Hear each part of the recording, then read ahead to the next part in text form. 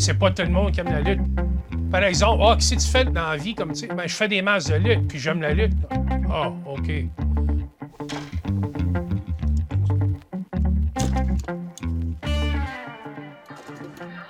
J'ai commencé à coudre quand j'étais 6 ans, 7 ans. J'avais commencé à faire des sleeping bags pour mes figurines de G.I. Joe de 12 pouces. Puis là, j'ai appris à coudre les trous dans mes bas puis dans mes chemises. C'était pas commun. J'étais comme toujours unique. Des fabricateurs de masques, c'est surtout populaire au Mexique. Ça, c'est le numéro 1. Deuxième, ça sera au Japon.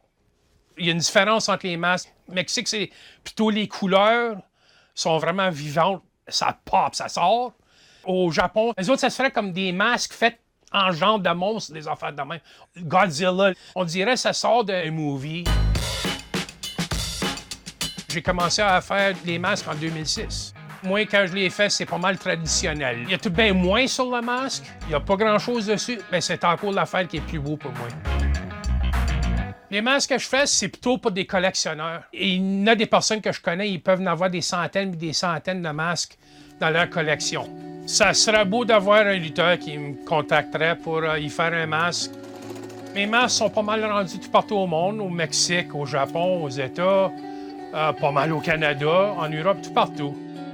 Pour faire un masque de lutte, ça peut prendre 4 heures pour un masque, ça peut prendre jusqu'à 12 heures pour un masque. Mes masques, ils vont durer des années de temps. Oh non! L'inspiration pour mes masques, je pointe ça de pas mal n'importe de quoi. Je regarde la télévision, des magazines, des revues.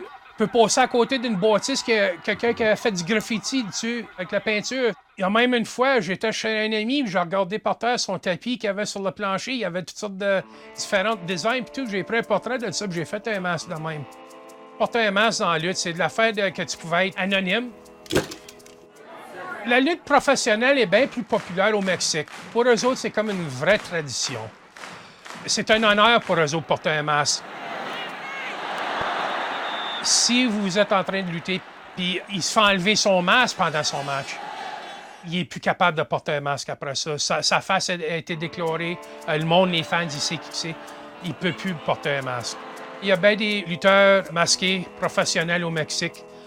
Ils sont décédés, puis pour leur funérailles, ils sont couchés dans leur cercueil, puis ils ont encore leur masque sur eux autres. C'est bien sacré.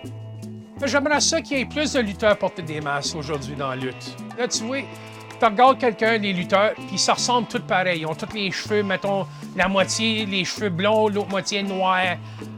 Ils portent de la peinture, les mêmes costumes. Ils ont tous le même style. Les lutteurs avec des masques, ils ont toujours un style mystérieux. C'est toujours quelque chose pas comme les autres. Il y a toutes sortes de passions dans la vie. Pour moi, faire un masque de lutte, c'est pour voir la fierté de ce que je suis capable de faire avec mes deux mains. De voir le matériel que je commence avec, voir l'affaire finale. C'est 100% un art tant qu'à moi.